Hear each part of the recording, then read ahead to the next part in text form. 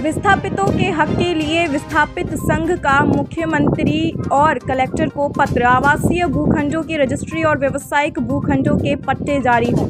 खंडवा विस्थापित संघ ने मंगलवार को विस्थापितों की समस्याओं को लेकर मुख्यमंत्री और खंडवा कलेक्टर को स्पीड पोस्ट से पत्र भेजकर नया हरसूद की समस्याओं से अवगत कराया। पत्र में विस्थापितों की समस्याओं को 7 बिंदुओं में उल्लिखित किया है, जिसमें हरसूद में अधिकांश आवासीय भूखंडों का वितरण 6 मार्च 2024 को मंत्री विजय शाह के द्वारा करवाया गया। इन निवासीय भूखंडों की रजिस्ट्री शीघ्र प्रारंभ करवाने की मांग और उस पर भू राजस्व भरने की ऑनलाइन व्यवस्था की मांग के साथ सरकारी वित्तीय संस्थाओं द्वारा ऋण आवासीय भूखंडों और व्यावसायिक भूखंडों पर विस्थापितों को मिले ऐसी अनेक मांग का पत्र विस्थापित संघ अध्यक्ष रमेश चंद्र बंसल, सचिव चंद्र कुमार, सदस्य अनुराग बंसल, विवेक जैन आदि के हस्ताक्षरित स्पीड पोस्ट से भेजे। विस्थापित संघ के सचिव चंद्र कुमार ने कहा कि राष्ट्र हित की महती इंदिरा सागर परियोजना में अपना सब कुछ न्यौछावर करने वाले विस्थापित आज 20 साल बाद भी अपने अधिकार की लड़ाई लड़ रहे हैं और अधिकार की भीख मांग रहे हैं। विस्थापित संघ के अध्यक्ष रमेश चंद्र बंसल ने कहा कि 14 मार्च 1988 को नया हरसूद विकास योजना पास की गई। नया हरसूद विकास प्राधिकरण का गठन किया गया, जिसके तहत नया हरसूद 13 गांव को मिलाकर चंडीगढ़ की तरह बसाया गया।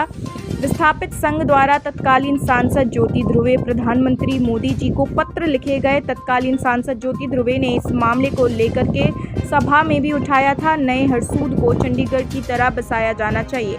Location Khandwa, MP news live, तहसील रिपोर्टर तनिष गुप्ता।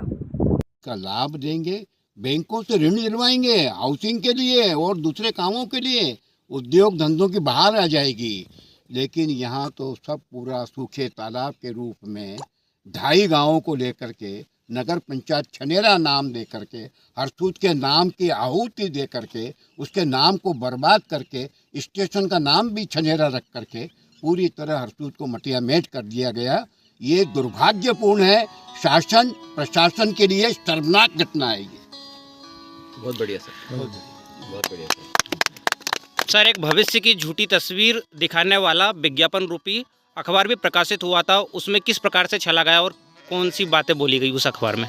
वो अखबारों की बातों पे मैं नहीं जाऊंगा जी। जो लीगल हमको दस्तावेज बताए गए थे जी जी। वो हमें नहीं मिले।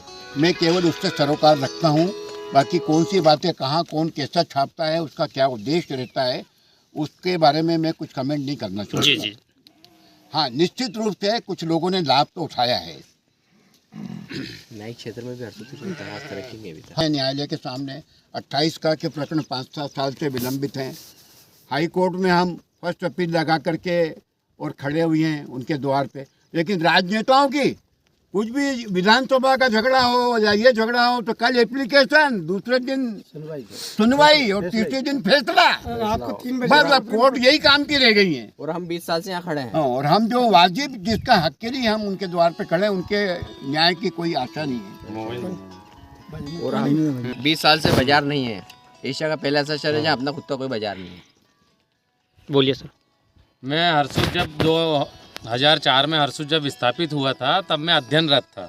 मैं शिक्षा यानी पढ़ाई कर रहा था और हम युवाओं को प्रमाण पत्र भी वितरित किए गए थे कि इनको नौकरियों में आरक्षण दिया जाएगा, विस्थापित जो युवा हैं। किंतु आज दिनांक तक वो जो कागज़ हमको दिए गए थे वो कोई काम में नहीं आए और कहीं भी उनकी उपयोगिता नहीं रही और युवा बेरोजगार। आज मैं बेरोजगार हूँ और बेरोजगारी के कारण ही आज हम लोग मानसिक स्थिति से युवाओं की बहुत यानी अभी पिछले कई सालों में युवाओं की बड़ी तादाद में युवाओं ने आत्महत्या करी है। हरसूद के युवाओं ने, जिसमें युवक एवं युवतियाँ लगातार हमने देखा कि प्रतिवर्ष एक दो बालक बालिकाओं ने आत्महत्या करी है। तो ये सब चीज़ें उसके बाद भी प्रशासन संज्ञान नहीं ले रहा है और 18 साल होने के बाद भी कछुआ चाल से यहाँ पर कार्य और विकास कार्य करवाए जा रहे हैं और अपने हाथ से ही अपनी पीठ थपथपाने का काम यानी जो